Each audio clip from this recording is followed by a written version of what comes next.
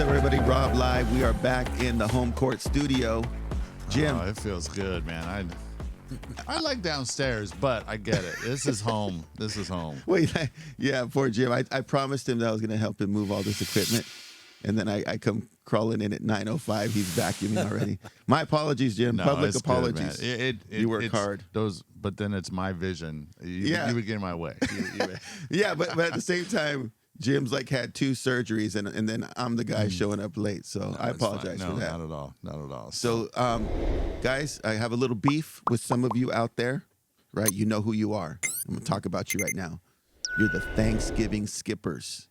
Okay, you go straight from Halloween and jump over to Christmas. Nope. Do we have a nope on there? Bruh. Yeah. Bruh. Come on, bruh. Come on, bruh. So here's the deal, guys. We have this whole month where we can have this attitude of gratitude, and we're like, no, we're going straight to Christmas. Now, yes, I love that Jesus had a birthday, and I love celebrating everything that is truly Christmas. But a lot of us, we get caught up in this, what am I getting this year? And I don't think you could stop that because, what is it, 98.9 is already playing Christmas music. Yeah, I mean, within the Mariah minute, Carey. the minute after. And I feel bad, dude, because we had so many opportunities to do a Halloween podcast. No, you got Jim. You had surgery. I had surgery, yeah. Jeez. So I put it all away, and I'm just like, man, we had so many. Let's wait out. Jim's eye Halloween. You kind of need your eyes. Yeah. You're running all the technical stuff on the video. Yeah. So anyway, we're great. I'm very grateful for this month of November, guys. Let's take a pause and let's just take inventory of what we have. So I'm going to give you guys a quick example I used in my classroom yesterday. Sarah Pacific Golden Bears. Yep. Jim, give a shout out to Liberty. Liberty what? Liberty Hawks. The Hawks. Yeah, they miss me, man. I've had so many emails. Being off a month. Mr. Chance is coming back, guys. Yeah, be kind to the subs. Leave good notes. So anyway, I had this talk with my classes yesterday when we did a gratitude card. But essentially the conversation, what I used as an example is, let's say, you don't have any clothes to wear because they're all dirty, right? They're all laid all over the floor in the closet. And in your mind, you're going, God, I don't have any clothes. I need to go out and buy some more clothes. And then you wash and dry and you hang it all up. You're like, I got 17 outfits. I don't want to put all these clothes away. But here's the thing. Gratitude is taking inventory of what you already possess, what already is in your life, right? And so I want to take inventory right now and be grateful for Jim and the studio and everything you've built here, right? November, guys, gratitude. And also be very grateful that we have the founder and resident tattoo artist for Liquid Fetish, Mr. Greg Sumi. Thank you. Very grateful to have you here. Yeah, thank you. Thanks for having me. So you came as a recommendation, highly recommended by my friend. Shout out to GM Gabriel Marquez from the Sauce Crew. He's got some ink. Cool. And he said, you really need to have on the show. I was like, who? He's like, you got to get the guys from Liquid Fetish. And we didn't quite know who was behind the scenes, but as I did my Facebook research, I'm like, it's Greg. We got to get Greg in here. That's old research too. I haven't been on that Facebook for a long time. Oh, is it? I link it to my Instagram, but that's where he's at. Yeah, you'll see like linked posts, but in terms of activity and post and like saying stuff about myself, that's all going to be probably 10 years plus old. Oh, is it? Yeah. So. I don't want to ask about anybody from your past. You're like, oh, dude, we broke up like 6 years ago. There's a few of those, and then a few more. Yeah, like it's gonna be a list of X. Oh yeah, no. Okay, so let's we'll let you update us safely on where you currently are with Liquid Fetish. Currently, I'm in a spot that I love because I've downsized. But like when I downsize, I usually then get into another project, which I have as well. But anyways, I started off Liquid Fetish 2012. And then from there we grew. I opened up what we call Liquid Fetish. I'll abbreviate a lot with LF. Yeah. So then we opened up the LF Gallery, which was a large art gallery next door that we did art shows, different events, trade shows. And then we started doing, there's an art hop in Fresno. So every first I've heard Thursday, of the art hop. Yeah, we started this thing called the Art Hop concert series. So at the end of Art Hop, people would come to our place and we'd put on a free concert. So we did that for about a year and a half. Now, 2 are you a years. musician as well? I'm not. It's just I worked with a lot of really cool creatives. So some of the guys were into that scene. Let's get a shout out to some local musician artists that you really respect. Who's out there that we want to check out? Well, one would be, let me think here, Elaine, and forgive me for not knowing your last name, Elaine. I know it. I just can't think of it. Well, right she's now. famous like Cher. We just go with the first name. Right. No, she's got an amazing voice. She has definitely a voice that if she had the time and determination in life, she can go really far with it. But she does a lot of local stuff. I tattooed her husband way back when I was at Tower Tattoos, which was a shop prior to Liquid Fetish. And she just does a lot of local gigs here in town. Yeah. But man, she has an amazing voice. What kind of style of music is she doing? I would consider it. She does a lot of cover stuff, and she has such a range on her voice. Oh. She can do so many different things, but typically it's more in your. I used to love when she did a lot of Fleetwood Mac type stuff. Oh, okay. Yeah, but like Stevie Nicks. yeah, all of that. But her range and voice is great. She sings at her church, so she does a lot of church Oh, stuff. okay. and Which church you contemporary. guys connected with? She goes to the Word. The Word here in yeah. Fresno? And my girlfriend Shayna has been going there, and she's a good friend of her now. So Oh, good. I'll go there every once in a while with her and listen to Elaine and all that. So, but Elaine's great. Yeah, she's great. So then you had the artist there. Liquid Fetish. Okay, so here's the part that I always like marvel at. Mm-hmm. To take that leap of faith and say, hey, I'm going to open a business that is 100% contingent upon attracting enough customers to keep it going. Right. I don't know about you, Jim, but that has always freaked me out that like, hey, my paycheck is dependent on how many people I can draw in, and having the confidence to say, I'm going to pull this off. Like, Right. where'd that come from? That's a long and a deeper story.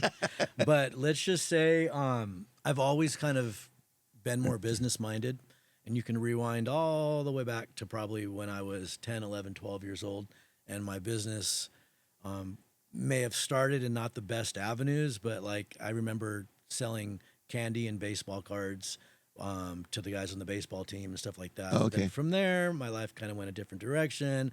I got into marijuana and started selling marijuana. Oh, okay. And going that direction, and that business, so to speak, ended up really expanding, and for sure. Was this pre-dispensary days? This was very much pre-dispensary. So we're days, talking yeah. about dime bags. Started off with dime bags. Remember the grams dime bag? Mhm. Yeah. And the compressed, dirt weed, so to speak. But anyways, definitely not to glorify that, but that went very far, which ended up in almost 10 years in prison. So we'll get to that. Wow. Yeah. But that is definitely like where my business side of me, developed. And then in prison, I was in federal prison for a good amount of time. I had the opportunity of being around a lot of these. There's just a big group of different types of people in there. So you have cartel heads, you have mafia people. You knew all these guys. You're in tight quarters, Oh so you my get to meet a lot of God. people. But you also have a lot of white collar crime guys. So you're talking about multi-millionaire businessmen that are in there for banking crimes or different embezzlement type stuff. Yeah. But there was a group of these guys, and some of them were so well known. Back in the day, I don't know how many people remember the Enron scandal and all that kind of Yes. stuff. I So remember a Enron. lot of the Enron guys are in They're there. in there. Yeah, and I talked to them, and they're talking about their Lambos and all this in the street. But there was a couple guys that would be in their business life. They would have giant conventions where they're charging $300-400 a head for business education, I guess. Yeah. So Those conferences. Yeah, business conferences. There you go. So I had the opportunity to be in Sit close down with these quarters and guys. sit down with them. At first, they're a very tight knit crew of older, rich white guys, so they don't really want to hang out with me too much. Yeah. But I ran poker tables in there. Oh All these guys like to play poker and stuff, so I got to develop relationships and joke around and bug them until You were networking. networking in prison. Absolutely. Great word, because that's very important for business. And But what yeah. prison Was this here in California? Or? No, that would have been those guys. That would have been Fort Worth, Texas. Okay. So I started off Lompoc, then went to Hurlong, which is in the mountains above Reno, and then from there went to Fort Worth, Texas, and finished. Transfers are based on what when you get moved? Disciplinary. They could be just random other reasons. A lot of the times they'll tell you it's one reason, and it might not be, and it might be another. I know one of the transfers was disciplinary, and one of them was a new prison was having issues between groups on the yard getting established. Yeah. I ran with Islanders in there. So the Islanders were kind of a few on one yard and got Is it like Polynesian or Polynesian, and they kind of run with Asians and stuff like that. I'm half Mexican, half Japanese. Oh, So okay. that was the side that I wanted nothing to do with Bulldogs and Fresno and all that kind of stuff. Yeah. But anyways, there was some issues on the yard with another group, and they needed to even out some numbers, and so I got sent over there to that prison. I think it was a little bit of a disciplinary one because it was a higher security and all that kind of stuff. How does it work when you get transferred? Is it just, hey, pack your stuff, or they tell Come you? in the middle of the night. Yeah, middle of the night. So nobody knows. Kick your bed, and sometimes if you've been put in for a transfer, your case manager will let you know, hey, your transfer went through. And a lot of times those are in a good scenario where you're hoping to get moved somewhere. You're trying to get closer to your family. My transfers, none of them were under those circumstances. So when they're not, and I guess more on a disciplinary thing, they don't want you to know where you're going, when you're going, all that kind of stuff. Just get put on a bus. You don't get no going away party, or your buddies you don't get to say goodbye. Yeah, you don't get a chance for there's any no of that. spread. You don't get a chance to let people know where you're going and send word and all that kind of stuff, even though that does happen. But yeah, I was going to ask you real quick because immediately, as someone who's never been in the system, I'm always concerned about conflict. Like, how do you avoid conflict when you're in there and just do your time? Sometimes conflict is inevitable. a part of it. Yeah, Oh, it's I see. inevitable. And it's how you handle the conflict. I see. It's not necessarily avoiding it. It's how you handle it. And there's obviously scenarios where you can't avoid it. But I mean, respect is the main language in there, and how you carry yourself. And if you're a knucklehead and if you have character flaws where you're not an honest person, if you play games a lot and stuff like that, then you're going to be targeted in a different way. But it's all about the way you carry yourself, and that same mentality definitely applies once you get out in the free world and how things run out here. And I think these days that show that amount of respect, they stand out from the rest, and it goes a long way when you're at a job or in different scenarios in real life. Those people these days, I think, get a lot more respect and stand out in a different way, because there's just so little respect, I feel, these days amongst these younger generations. So. You're right. I wanted to ask you about the one of the things that Jim and I, we pride ourselves is having guests come in and just drop these gems for our audience to be like, wow, I would have never, right? So you're in this scenario with these high earning, white collar, well, for lack of a better term, criminals, but very knowledgeable. What were some of the gems they dropped on you business wise that you're like, man, that really applies? One of them, Mike, I can't remember his last name, but anyways, he was so well known that the staff allowed him to start teaching business classes. So he had classrooms where he's giving business classes, and these are business educations that I think people would pay a lot of money for. And one of them was in how to approach venture capitalism or venture capitalists, and from meeting them, how you carry yourself into one of these meetings, how you shake their hand, eye contact, and the content of what you're talking about, and how you prepare for these things with your 5-year business plan, and basically presenting a business plan to a would-be investor. But I think one of the biggest takeaways for me was creating a 5-year plan.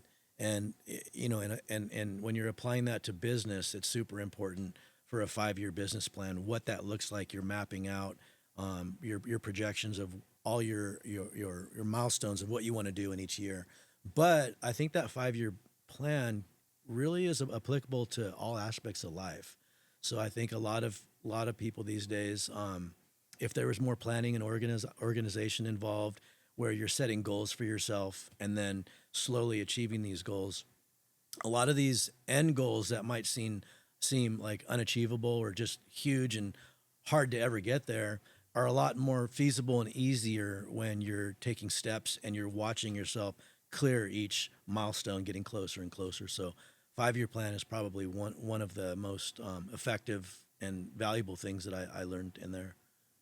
And in terms of your poker business, I always wonder, don't you wonder about this, Jim? Materials. Like, where are we getting decks of cards and chips? And You can get decks of cards in there, like you can buy them off the oh, commissary. so all that's... And I didn't run the poker. Poker is something that is pretty prevalent in the feds, but or in all prisons probably. But the Islanders in particular, they ran a lot of the gambling, the Yeah. sports tickets, and some of the tables. So I was pretty much in charge of running a few games as a dealer as well. But in that environment, you're sitting at the table with all types of different people from different groups, and they're in an environment where you're playing a game of poker. So tension levels are lowered, and people are joking around, and you get to know people and stuff. So I definitely saw the opportunity and tried to joke with these guys and make friends. Like I said, they're pretty resistant at first. I eventually joined a tennis league and learned how to play tennis because all these guys were in the tennis league to get closer, because I honestly wanted to get FaceTime with these gentlemen. And that probably was about a year of me doing that. And eventually I'm walking the track with these guys for hours on end, and they're just giving me so much knowledge. And by the time I left there, I had a 5-year business plan put together and a little notebook, and all probably like 20, 30 names scratched out, and one that was circled said Liquid Fetish. So by the time I was leaving prison, I had my roadmap for Liquid Fetish planned out. Entered with a sentence, left with a business plan. Left with the business plan. That's Wow. Yeah. Okay, so I know there's a mental side to doing long-term time. You know, how to get through every day. there is, yeah. What were you leaning heavily on prayer, or what was your mindset to get through that time? Faith was a big part of it, especially in the beginning. I think so that this particular bid that I did, it was a 7-year federal sentence. The first year, I think, is probably the most difficult. And as weird as this sounds, mentally, you kind of have to kill off your old life. You have to cut ties and almost pretend like that life no longer exists, including your family to a certain degree, to embrace this new environment and this new life and do your time, because they call it hard timing. And if your mind is so focused and stuck on missing your family and wanting to be back with your family, those days go by slow and they are miserable, and you are stuck in your head and you can't live. So as kind of harsh as that sounds, it's a survival mechanism that once you're able to cut those mental ties with your relationships and your previous life and not be so hung up on letters and phone calls and all that, then time gets pretty easy. You find your family in there for the most part, for social reasons and safety reasons and all of that, and you adapt and you do your time. Wow. So in total, it was 5 years? No, in total it was just under 7. Under 7. Yeah, I think it was 6 years and 9 or 10 months, something like. Is it true that the hardest time are the last few days? Because you know you're leaving and you start to get... I don't know. I don't. Someone feel told me like, that yeah, once. no, I don't feel like I experienced that. That might be with different amounts of time. I don't Yeah. know if that would be more applicable to like a 20-year sentence or maybe to a 1-year sentence. I don't Yeah. know, but I didn't seem to really feel that. It's a weird feeling because you're anxious, you're excited, you're scared. Yeah. It's a whirlwind of feelings. You know what I mean? Like you're like, am I going to be able to succeed? Am I going to be back in here? Like, but ultimately I think, bringing it back to that 5-year plan, the more organized and the more you have planned out, I think, the more confident you are in what you're doing. So if you're going out there without a plan and you're just going to wing it, I think that's where there's just so much more of the unknown and anxiety and all that kind of stuff. So here's my thing, and Jim, I don't know if I ever shared this with you. When we talk about some of the most confident people in society, I always say tattoo artists. You know why? Because you get one shot. Right. And this is somebody's body. There's no eraser. There's no, I don't know. Have you seen that movie, King of Staten Island? I've seen trailers for it. Okay. Yeah. So Pete Davidson, right? He practices on his friends. His tattoos are all like terrible, right? And they're permanent. Right. And he said, but so I was like, man, you got to be confident. Just be like, yeah, okay. And to add to that, I think a big part of it is confidence. Yeah, and you want to actually see everything you've done to make sure that what you're going to put on that person's body is legit and what they want. But I think that's one of the hardest things is to decide and find an artist that is legit.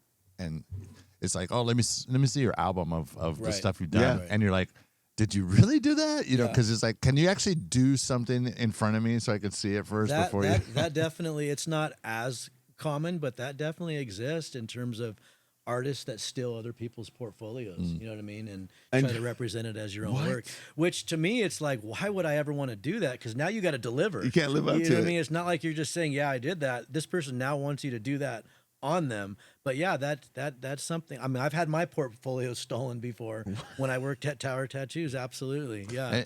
And the other question would be is, do you do your own? You have other guys like, all right, ink me up and stuff, and you're like, okay, dude, don't F this up.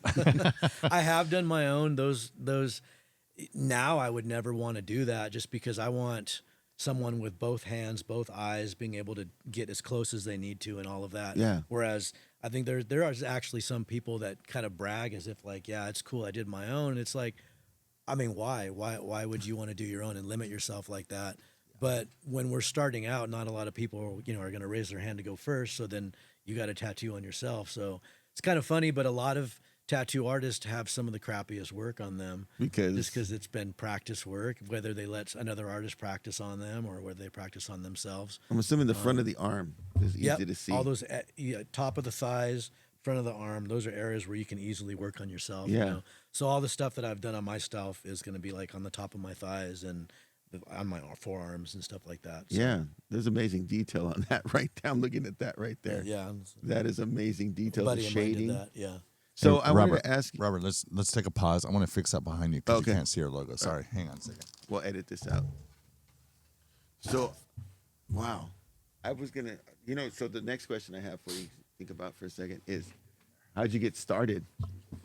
Is that something that happened? Inside. Inside? Yeah. Oh, did you ink inside? Oh, yeah. Yeah, I was going to say, that could probably open the window. Okay. You have to go to the restroom at all? No, I'm good. We got the second guest be coming in right around. Chancellor might sit here and just kind of listen a little bit.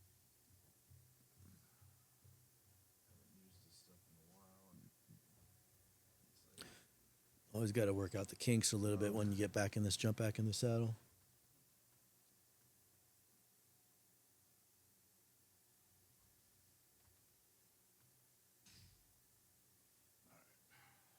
He doesn't know anything about this. It's like all these little details kill me. Like little things you won't see. Right. Like that screensaver up there. But when you're running the show, the attention to detail, the little things like that matter. He doesn't even see it. And, and I get it, but I watched movies the other day. Actually, we watched Blind Date or Game Night last night. Okay. And it's an older movie, but there was one scene where they went into this rich neighborhood or whatever with this like Corvette, or I think it was like a Lamborghini or something.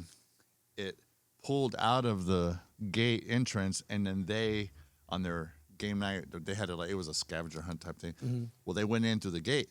Well, when they went into the gate, that same car was parked in the background. Oh. And my wife's like, I go, back that up. And she goes, you saw that? And I'm like, because you're focused on the car. Sure. And getting out. I go, no, I'm looking at. Yeah, you're looking at all the stuff in the background. And after a while, your eye catches things that the normal person doesn't And if see. all the edit cuts that goes through yeah. a movie into production, you'd be like, who did not catch that? Or why would they leave that? It's funny you say that because there's a lot of times where I'll go back and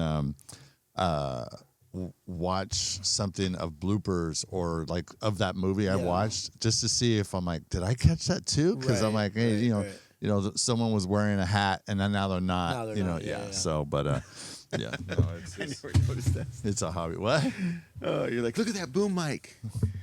Like, Well, I was telling him, yeah, it's all about details. I mean, it goes over your head. You're Yeah, just I was like, like- whatever. Oh, okay. I'm looking at the giant boulder that's about to hit Indy, and you're like, that vine's broken. That wasn't broken in the scene. So, all right, let's. All right, here we go. Robert, I'm going to go straight to you. All right, Okay. here we go. 3, 2, 1. So, Greg, tell us about how the tattoo artistry part started for you. That started in prison. That's kind of funny too, because you were talking about being nervous to do a tattoo and having to commit and all that. And one of my specialties is portrait, so I specialize in realism and portrait. I'm a portrait artist, so I've been asked, like, man, like that must be nervous when you're doing a portrait. I mean, that's somebody's family member. That's a face. Like you can't. You can have the smallest little nuance of the way that the nostril is or whatever, and it still, you might execute it beautifully and it might be a beautiful portrait, but if that nostril's it's not that person anymore. You know what I mean? So, but I was just like, no, I'm actually very relaxed because I started out in prison where guys are doing 20, 30 years, and in there, really the only thing that matters is your family, your kids, and your wife. So these guys I was the only portrait artist in there doing portraits. So you're sitting there with a guy that's a lifer or whatever, and you're doing a portrait of their children or of their wife, and you're also having to have a spotter watch the door because you're not allowed to do them. So you get the cops walking by.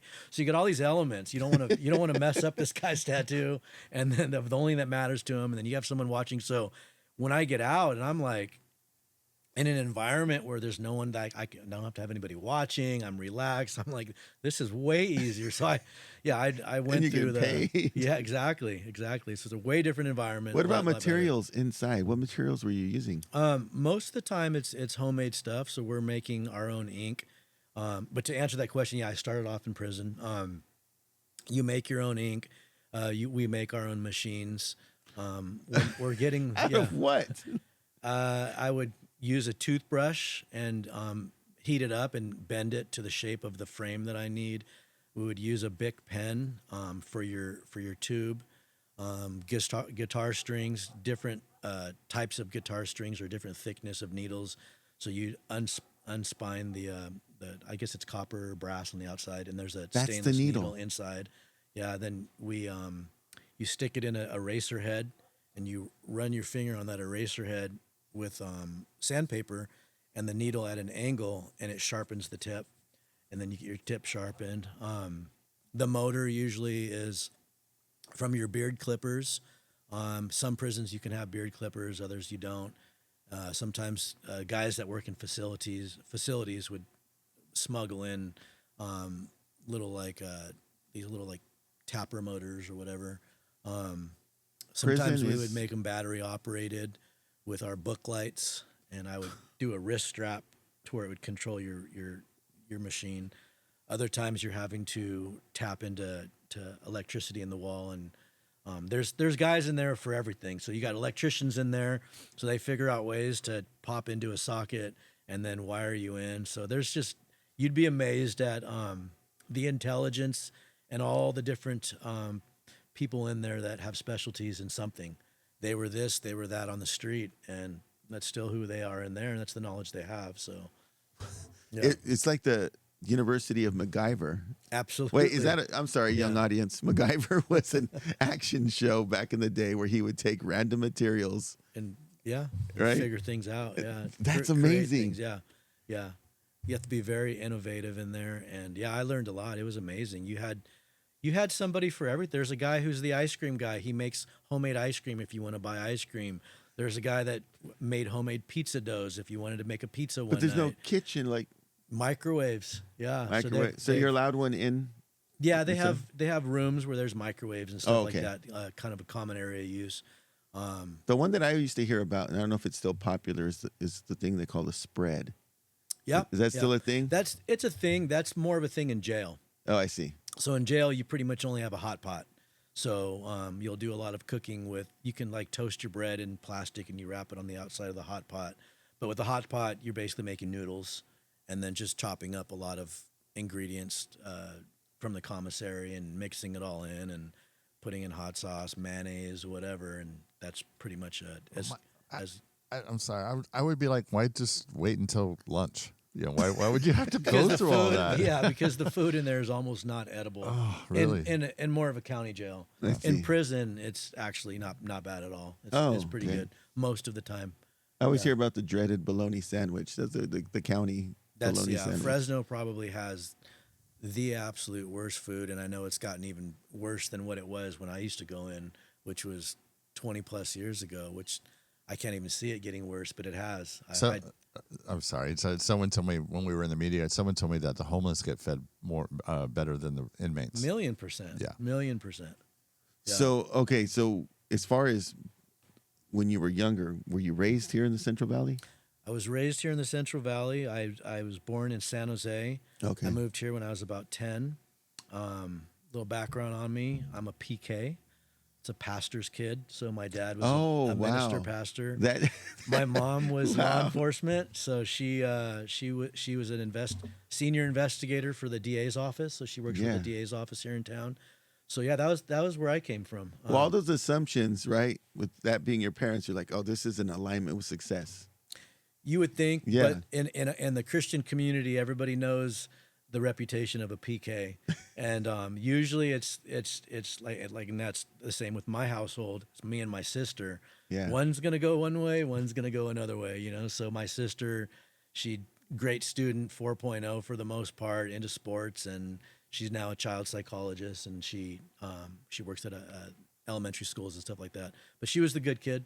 And I was still a good, respectful, principled kid with good values, but I just was a very bad kid in terms of my choices and the things that I chose to do. So here's where all the parents in the audience start to lean in and go, Greg, what could we have done, right? What do we need to do with our children to maybe foster a good path? I hate to always point this out, and I go both ways with it, but with my dad as a pastor, I never heard him so much as a cuss word. I never saw him ever make a mistake. So your father is who you look up to and you want to be like. Yeah. And the pressure of knowing that I've never seen him make a mistake, in a way I felt had a little bit to do. I'm not going to completely put it on that. I had plenty of my own stuff, but made me kind of be like, forget this. Like, I can't live up to that. So I'm going to see what this sinning's all about, you know? But as I get older and I look back, I'm like, well, I don't know that at times I think even he has maybe felt like there is some importance for your children to be able to see you as adults, as a real person, failing and then correcting and doing that type of stuff. So they see that as this is how you correct that, or this is how you're accountable for your actions. So there's an element of that I think maybe I could have benefited from. But then again, you're a pastor, so you're not supposed to make mistakes and stuff like that. And you want to lead a life for your children to be able to follow in your footsteps. So I'm kind of in between on that. But I think if I had to give advice to parents, it would be to, yeah, of course, live the best life you can and be an example to your children. But when you do make those mistakes, allow them to see that humanity in you and see the correction that you make and the accountability, because that is character that ultimately you want your kids to learn and emulate. And that's going to carry them through in all the hardest times of life, is just having solid character and a solid foundation of good character, I think is really important. So, thanks for sharing that, because that's helping me right now as a father. Yeah, try to figure that out. And I think also as an educator, trying to be transparent with our mistakes in the classroom. Yeah, transparency. That's a good word for that. Now, what is the current status of your relationship with your parents? Amazing. It's great. It's always been good. They're just amazing Christians, and they're amazing parents. And your father still run a church, or no? He's retired now. He he retired from Northwest Church in Fresno. Okay. He still does a lot of ministering and stuff like that. He's in his early 70s now. Both my parents are, but they've just always been huge on forgiveness, and they didn't judge me, and they didn't budge on the punishments too. You know, through my adolescent years and as a teenager, when I messed up, I knew what it was. I was going to get grounded. There was no budging on that, but it was always with love, and it was always, we forgive you for what you've done, type of a thing.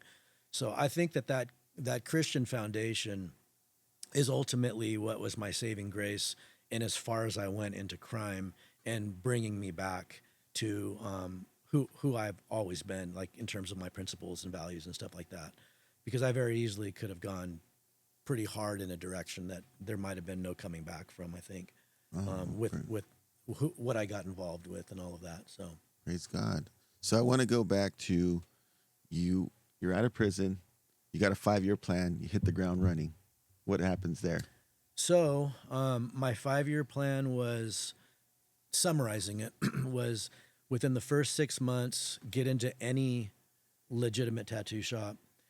Within the first 2 years, get into the best tattoo shop in town, which I had my wife at the time do some research. It was Tower Tattoos. And then at the 5-year mark, open up Liquid Fetish, my own tattoo shop.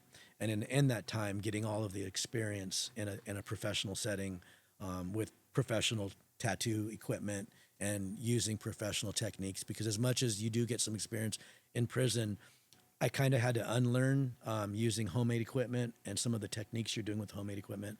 But I got into a shop in 2 weeks. Do you remember your first job? Yeah, it was at a place called Night Witch. And what was your first work? I believe it was on my wife. She volunteered. My wife at the time, she volunteered herself, and I don't remember what the first one was. I should though. I don't, but it was on her.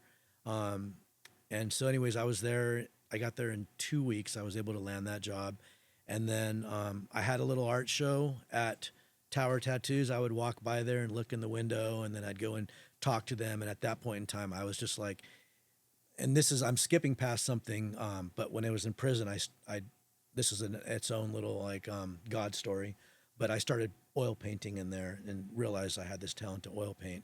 So I brought these oil paintings that I had sent home to the tattoo shop, showing them like, hey, because they had a lot of art on display, and say, if you guys ever have art shows, here's my art if you're interested. That led to the owner looking at it, taking interest, and then, yes, having an art show. And then they were trying to get me to come work there. But I felt like I was so intimidated because I wasn't ready. I was still in my first 6 months of my 5-year plan, and I wanted to be there. But there were so many artists that worked there that I looked up to that I just felt were on such another level. I was like, no way am I ready for this. But they came and kind of persuaded me over months, and I ended up getting there about 4 months later. So where I was supposed to be in 2 years, I was in 4 months. Oh, wow. And then from there, I ended up opening up Liquid Fetish at the 2-year mark. So I was there for about another year and a half. I was at Tower Tattoos for about a year and a half. And then I went out and went for it and opened up Liquid Fetish. So a lot of people don't know, when they first were coming to me at Liquid Fetish, I only had a couple of years of experience under my belt, But in that first year and a half, 2 years that I worked at Tower Tattoos, I pretty much lived at that shop. I tattooed probably the volume of 2 or 3 years in 1 year. I just wanted to learn as much as I could, get as much as experience as I can. I was in my early 30s, and I got out with 2 little girls and a wife, so I had 3 mouths to feed, and I didn't have the time to, like most tattoo artists, to start really early in their early 20s, and you just eventually get there 10 years later. It was like, I'm either going to get good at this very fast, or I need to pick another profession to feed my family. So I lived in that shop, and I got a lot of experience, and I ended up getting, fortunately, I landed in some pretty big magazine publications, some like international tattoo magazines, and that brought a little notoriety and got my name out there, to where I started developing a local clientele in Fresno from coming out in all these magazines. And then I was ready to open up. I thought I was ready to open up Liquid Fetish, and I ended up doing it. So it was a pretty big step. And I wanted to do it without any business loans or anything. So I think it was like a 3-month period, I went and rented this little office building space room, and I outfitted it, and I just tattooed out of there for like 3 months and just saved every dollar from those tattoos, and then used that to open up Liquid Fetish. And then from there, just hit the ground running, really. Yeah. Wow. What would you say to an aspiring tattoo artist who's now looking to make their own leap of faith as a business person, having their own shop? Because I think it's the thing, like, you know how the hairstylists, it's like renting a booth, right? And you're like, oh, I should have my own shop. Right. And then they go and they get their own stuff. I need to go back and rent a booth. Yeah. Right. It's a lot of work. You're never off. You know what I mean? Owning a business it's a big step. There's definitely the pros to that, but it's something that I feel that I think these days people should wait a little bit before they jump out there and do that. Plus, from what I've heard, there's over 200 shops in Fresno, and it's one thing. What? Yeah. Did you have that number in your head? No, Yeah. not at all. My, you know, my number Like was under maybe 10. 5. Yes, Yeah. 5 to 10. I couldn't, and I definitely have an issue with there being that many shops because there shouldn't be that many shops. That number could be exaggerated. I don't know, but I've heard that multiple times. So Probably goes to what I was saying before. They might not be legal, or, you know. yeah, probably a lot of that. I mean, for sure, a lot of that. In our industry, there's people that are called scratchers, and that's people that they don't want to work at a shop. They probably shouldn't be tattooing professionally just yet, but they're tattooing out of their kitchen, out of their garage, out of their house, that type of stuff. So that's pretty frowned upon in the professional tattoo artist industry and stuff like that. But a lot of people are like that, and then those guys end up going and opening up a shop. And unfortunately, there's just so big of a demographic of people that want to get tattoos. You have those that really do their research and are willing to pay for a good tattoo.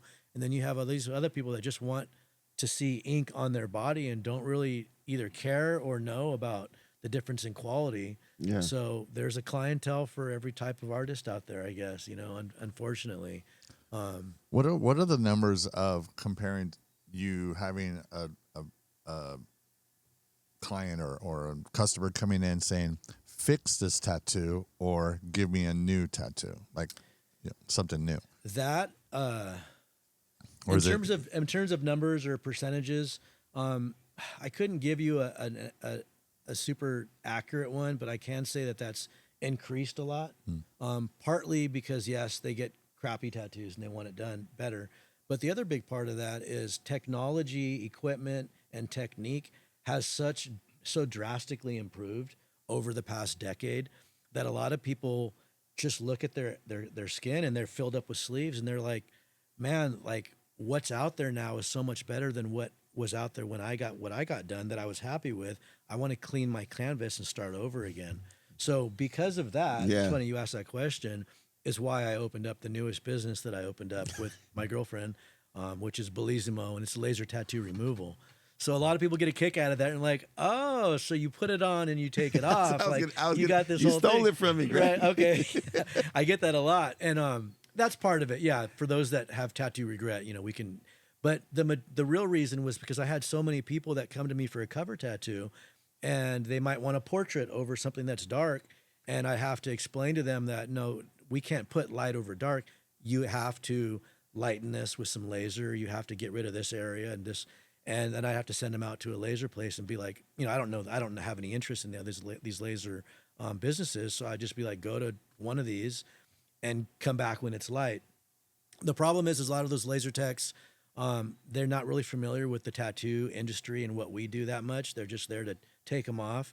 And they also don't know the particular needs of this new cover design that I'm going to put on that. So a lot of times I maybe can leave this area dark here and we just need this area lightened to a certain degree, but the client's going to go there and they're just going to quote them some expensive price to kind of remove it. So I was like, well, it would be perfect if I was able to work hand in hand as the tattoo artist with the laser tech to where I can say, hey, leave that alone, lighten this area. This area, I need you to make it completely gone. Let me see it after a session or two. Let me assess it. Okay, yeah, let's do 2 more sessions. that would allow the client to not have to pay as much, not have to go in as much, because it can be very specific and targeted to the new tattoo that we're going to put on there.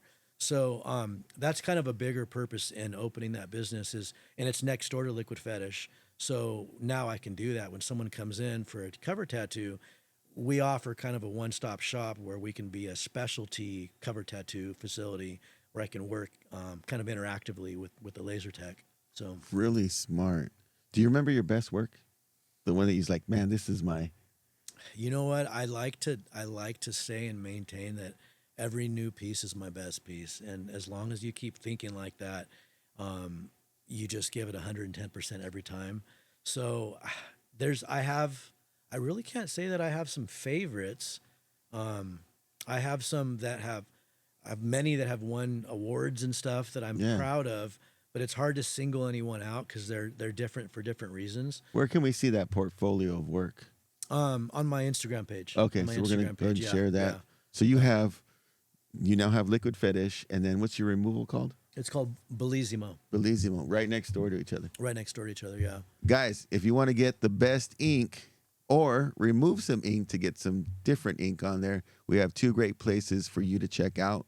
We're going to put the links in the description. What would be the physical address if they wanted to come check out any It's of in these? downtown Fresno. It's 1416 Broadway. We're in Suite B as in boy, and then Bellissimo is Suite C. Yeah, That's such an awesome We're right there, and then setup. they have their own website, Bellissimo. It's mainly I am a partner with my girlfriend Shayna, but she's mainly the brains behind the operation in terms of owner operator. She's the laser tech. She's really, really good at what she does. And she's an awesome person in general. So she has a very good energy, good vibe, and it's a very personalized experience. And she's there to help out. We even have what we've started. It's called Project Revive, and it's a nonprofit ministry that we're also doing. She really has thrived in that and enjoys. She gets so much satisfaction out of doing that. But basically, we're there to help remove tattoos for gang dropouts and ex-cons, which that program already kind of exists out there, where those individuals, because they want to get a fresh start, can get laser tattoo removal is very expensive. So we're able to offer that for free. But Wow. what they don't have out there, there's no funding for those that have been victims of human trafficking or domestic violence and stuff. And unfortunately, in Fresno, we're very prevalent for that. So a lot of these human traffic victims, they have brands from cartels or they have brands from pimps, and these are done in tattoos. So when they're rescued out of these horrible situations, it's a long journey for them to get back on track in life. But emotionally, even if they've gotten that job and they've gotten back into society, if they have these brands on them, it's emotionally just like it's just bondage. It's a prison that they can't get out of. And when they look at it, it's traumatic. It's PTSD. It reminds them of all of that horrible stuff they went through. So removing those brands is such an important part of a fresh start for those people. So that's also who we offer our services to. Oh, that's beautiful. It's free of charge. So, anybody out there that is experiencing any traumatic element of life like that, even if it's just been in a very abusive relationship with somebody who's branded you and you have that memory, come talk to us. Come talk to Shayna. So, and then That's crazy, because I don't think people really think about those things. You have a brand on you. yeah. I didn't until I went to a workshop for what's it called, human trafficking. And I'm at Burger King in the drive-thru, and a girl had a crown, Yep, a crown. a Is one of crown them. like on her neck here, and I was like, that's a brand. I would have never caught it, Jim. And just, to give you self kudos, I'm sure your parents are now looking at you, especially your mom in that industry is looking at you like, wow, it's a work you're full doing. circle. You know? Yeah, they're definitely proud, and they're some of our biggest fans. So, Well, we're big fans now too. Yeah. Man, you guys need to check this out. You need to support Liquid Fetish and all the things they're doing, and then the tattoo removal as well. Was it Bellissimo? Bellissimo. Yep. Bellissimo, and also the nonprofit work. We're going to put all of those links in there, and if anyone wants to help contribute, I'm sure those links have a place where we can donate regardless of where we are in the world. So let's support all these great things that people are doing. Greg, I want to thank you for coming on the show today. Thank you. Thanks for having me. It's the month of gratitude, and you're the perfect guest to kick this off for us. I'm definitely super grateful in life. My girl, she's up against some pretty tough stuff right now, but we always kind of pull our head out and just like you said, it's easy to in the moment focus on all these horrible things that you're dealing with these hurdles, but what's important is to recognize what you already have and the accomplishments you've made and the blessings that you have in life. Sometimes get forgotten, and they shouldn't, because those matter. You know, those are a part of who you are and why you are where you are. You know what I mean? So Yeah. we try to remember to do that as often as possible when we start getting those feelings of just overwhelmed from attacks in different directions, and then you just kind of take inventory of all the blessings you have. So. That is perfect. I was going to ask you to kind of like close with some sort. That's perfect right there, what you said there. Man, guys, I'm grateful. Jim, I'm grateful to have you back, man. Thanks, man. It's been a journey. It's been a long journey, yeah. Hey, you guys want to continue to pray out there? I'm a firm believer in prayer. Our boy James Chance, right? He's going through some things right now. We want him out on the other side to continue to do the beautiful work he's doing in the classroom with Rob Live and with his family. So throw those prayers out there for Jim, guys. Continue to pray. Thank Greg again for the amazing work that him and his girlfriend are doing. And until next time, this is Rob Live with Greg Sumi and James Chance saying love, peace, and chicken grease. We out.